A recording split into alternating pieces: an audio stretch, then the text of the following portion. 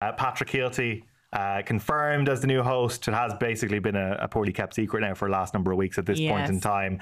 I think it was interesting to see some of the media scrutiny from some papers in particular about the fact that he's living in London and whether or not he'll be disconnected from Irish people around that.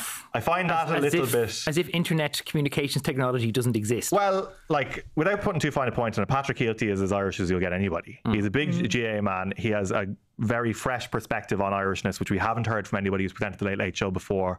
With all the greatest respect in the world for three of the best broadcasters Ireland have ever had in terms of Ryan Tubridy, Pat Kenny and Gay Byrne. All of them have lived in very particular socio-economic backgrounds, all of them living in Dublin. Patrick Kielty will be coming from outside of the RTE bubble, which is also a big thing. Also a northern perspective on things, which is often overlooked for a show which is broadcast in the north as well. Family backstory is very interesting as well. Of course, he's spoken openly and very effectively over the years with documentaries as well about the murder of his father when he was just 16 by members of the UFF. But there is other criticisms which have now been levelled at him about in terms of commuting back and forth from London in terms of emissions, which is probably... Like, I get it.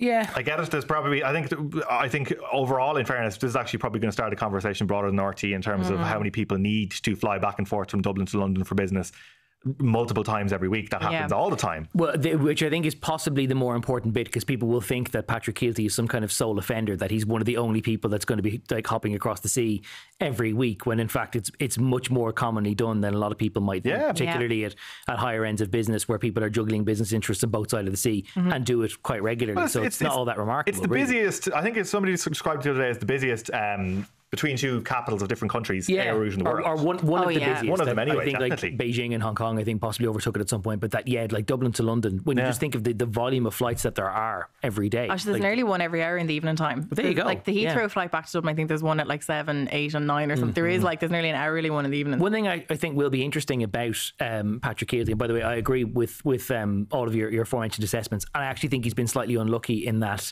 he has been announced as getting the job after Claire Byrne and Miriam O'Callaghan. And can I actually just say, I'm sorry, can I just say, I actually really wanted a woman to get the job. I have to be totally honest with you. I really did. When we were talking about it before, disappointed that it wasn't a female presenter. We all talked about, we all really wanted Claire Byrne to get it. I really fully expected Claire Byrne. And I don't mind telling you, I messaged Claire Byrne to say that I really wanted her to get it. But I think that Patrick Kielty is somewhat unlucky in that he may now come across as being like, well, he was the next available person, rather than being a very good appointee. I don't think it's that. I mean, Claire didn't want it in the end, and she was very clear about not wanting it. But I do think that Patrick Kielty is absolutely going to be great at this. I just really would have liked to have seen a woman get a chance at it. I'm not sure how long he wants to stick around at it as well. But I think it may not be as long term as it's been before. No, probably not. You know what I mean? And even the fact that Ryan Tubridy set a precedent that you do it for a period of time and but you Pat move did it forward. for shorter. Pat did it for 10 years and then said that's enough. Yeah, so fair. I think there's a potential bonus to it, and I think it almost has fallen into RT's lap, the Patrick Kielty situation, in that they probably didn't think at the start of the process. But obviously there was a lot of reporting around this, and from what I know from inside RT, it was expected that Claire Byrne would be the person who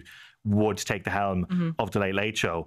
But they have now a person who's going to be based in London for a lot of the time, who has big connections over there. There is often criticism at the Late Late Show in terms of the quality of the guests they get from overseas. And also, if you're not having somebody who's from the RTE bubble, the dependence on RTE guests from various shows throughout the week might be lessened as a result of this. Also, the accusation of like putting the canteen on the couch on a Friday night. I think it addresses some of that, and obviously it's a good opportunity to have, if you have an outsider, just shake up the format. Which is something which is long overdue. On the flip side, very briefly though, on a Friday night, Tubridy had made something of a fine art post-COVID of pre-recording items during the week and having them done in the same set, so that if a good guest was available, but they were only around on a Tuesday afternoon, Tubridy was fine sitting into the studio and putting on the same suit he was going to wear on Friday and getting it done and dusted. That's not going to be an option available to Patrick Kielty if he's only going to come over on a Thursday morning or whenever it is. So it'll be interesting to see whether they're able to compensate for that.